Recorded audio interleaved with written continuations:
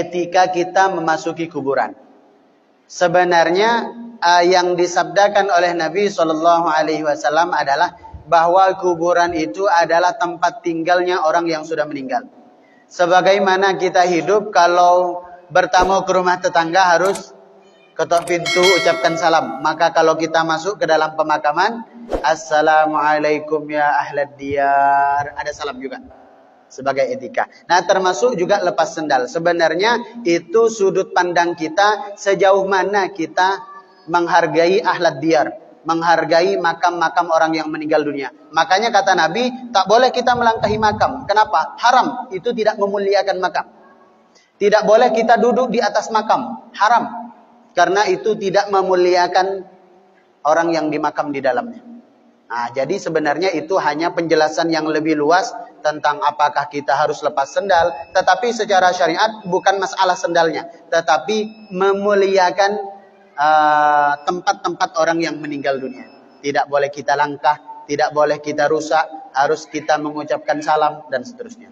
Kemudian yang kedua, bagaimana hukum membaca surah Yasin di atas kuburan? Persoalannya begini, ayat Al-Quran itu yang tak boleh dibaca hanya di tempat-tempat yang tidak baik. Misalnya di tempat maksiat tak boleh kita baca. Di tempat-tempat kita buang hajat, di toilet, di kamar mandi tak boleh kita baca. Selain dua tempat itu diperbolehkan dengan syarat. Dengan syarat. Niatnya adalah memohon tetap kepada Allah Subhanahu wa ta'ala agar dengan fadilah surah Yasin itu Allah ampunkan dosa yang membaca dan Allah ampunkan orang yang ada di dalam pemakaman itu. Apakah dilakukan oleh Nabi? Oh, Nabi kalau ke kuburan tidak baca Yasin. Panjang yang beliau baca. Bahkan tengah malam pernah Nabi kepergok oleh Siti Aisyah ketika beliau mendatangi makam istrinya yang pertama, yaitu Siti Khadijah. Dan Rasulullah mengangkat tangannya tinggi-tinggi di atas makamnya Siti Khadijah. Dan itu hadisnya sahih, sampai membuat Siti Aisyah cemburu. Betapa mulianya Siti Khadijah, sampai meninggal dunia saja tetap menjadi yang paling diingat oleh Nabi.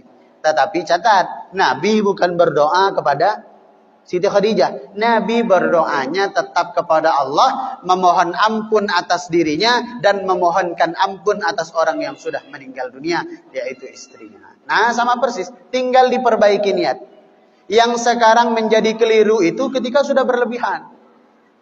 Ketika kemudian nanti membawa apa yang dianggapnya keramat ketika di kuburan, wah ini seakan-akan sakral seperti macam-macam. Nah, itu yang kemudian nanti tercampur khurafat di situ, nanti tercampur takhayul di macam-macam.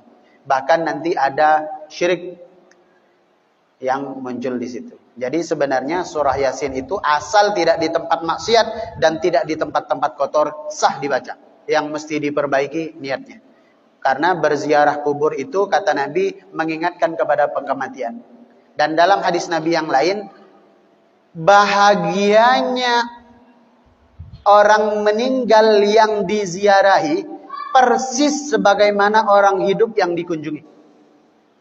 Itu ada dalam hadis Nabi SAW. Makanya kata Nabi, kuntu nahaitukum an ziyaratil kubur. Dulu saya melarang ziarah kubur. Tetapi sekarang kata Nabi, fazuruha. Sekarang justru aku perintah untuk berziarah kubur.